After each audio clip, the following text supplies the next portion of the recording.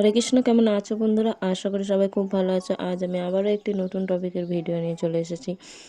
আজ আমি আপনাদের বলতে চলেছি হনুমানজির ছবি কোন জায়গায় রাখবেন, এবং রাখলে আপনাদের যদি শারীরিক অসুস্থ বা সংসারে অশান্তি থাকে সেটা দূর হয়ে যাবে।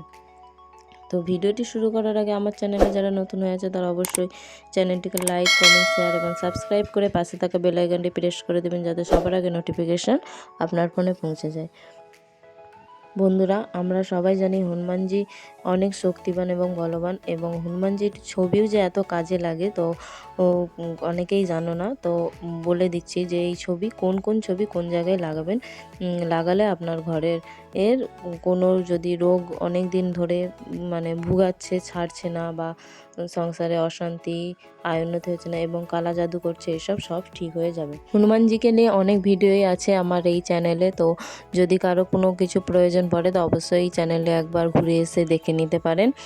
আর যারা হনুমানজির ভক্ত তারা তো অবশ্যই একটি লাইক, কমেন্ট, শেয়ার এবং সাবস্ক্রাইব করে দেবেন, এবং কমেন্টে জয় শ্রীরাম বা জয় বজরংবলী অবশ্যই কমেন্ট করে যাবেন।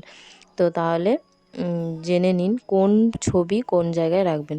যদি আপনার কোনো রোগ কিছুতেই পিছু ছাড়ছে না, তাহলে হাতে পর্বত নিয়ে উঠতে থাকা হনুমানজির ফটো ঘরের উত্তর পূর্ব কোণে লাগান।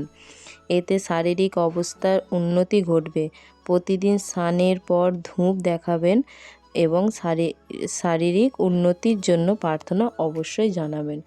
মানে উত্তর পূর্ব কোণে আপনি হনুমানজির যে পর্বত নিয়ে উঠতে থাকা এই ছবিটি লাগাবেন, তাতে আপনার মানে রোগ সারবে। আপনি প্রতিদিন প্রার্থনা করবেন এবং ধূপ দেখাবেন। এবং পঞ্চমুখী হনুমান যাদের সদর দরজা দক্ষিণ দিকে, তাদের এই দক্ষিণ দিকে প্রবেশ করার যে সদর দরজা, সেই দরজায় দক্ষিণ দিকে অবশ্যই পঞ্চমুখী হনুমানের ছবি লাগাবেন। তাহলে আপনার ঘরে যদি কেউ কালা জাদু করে থাকে বা কালা জাদু করছে, সব কেটে যাবে। কেউ কালা জাদু করলেও সেটা করতে পারবে না। তাই অবশ্যই পারলে এই পঞ্চমুখী হনুমানজির ছবি আপনাদের সদর দরজা যদি দক্ষিণ দিকে হয় তাহলে লাগিয়ে রাখবেন, ভুল করবেন না।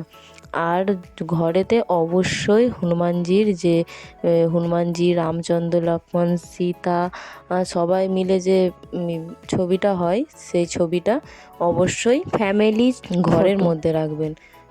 তাহলে আপনার ঘরে অনেক শান্তি, মানে অশান্তি যদি হয় সেই অশান্তি দূর হয়ে শান্তি পরিবেশ সৃষ্টি হবে। তো ভিডিওটি এইটুকুই, আর বেশি কিছু বলার নেই। তো ভিডিওটি ভালো লাগলে অবশ্যই লাইক, কমেন্ট, শেয়ার এবং সাবস্ক্রাইব করে পাশে থাকা বেল আইকনটি প্রেস করে দেবেন, যাতে সবার আগে নোটিফিকেশান আপনার ফোনে পৌঁছে যায়। তো ততক্ষণ সবাই সুস্থ থাকুন, ভালো থাকুন। আবার কোনো নতুন টপিকের ভিডিও নিয়ে দেখা হবে। তো ভিডিওটি এতটুকুই। অবশ্যই একটি লাইক এবং কমেন্ট করে দেবেন। আপনাদের একটি লাইক এবং কমেন্ট আমি আরও মোটিভেট হই ভিডিও বানানোর জন্য।